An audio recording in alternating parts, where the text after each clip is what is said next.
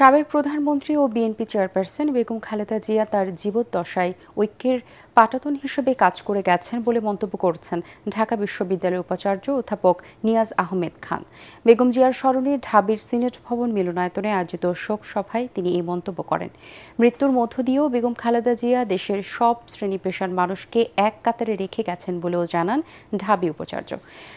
ঢাকা বিশ্ববিদ্যালয়ের প্রশাসন আয়োজিত শোকসভায় অংশ নেন শিক্ষক শিক্ষার্থী সহ কর্মকর্তা কর্মচারীরা। শোকসভায় শুরুতেই শোক বইয়ে স্বাক্ষর করেন উপাচার্য অধ্যাপক নিয়াজ আহমেদ খান। এমন মানুষ আছেন যাদের রাজনৈতিক দলীয় কোনো পরিচয়ও নেই, কিন্তু খালেদা জিয়ার প্রশ্নে মমতা আছে, শ্রদ্ধা আছে। তাদেরকে আপনি কি করে এক জায়গায় করবেন? ঐক্য, that has been the crux of our identity. তিনি মানুষকে একত্রিত করতে পারতেন।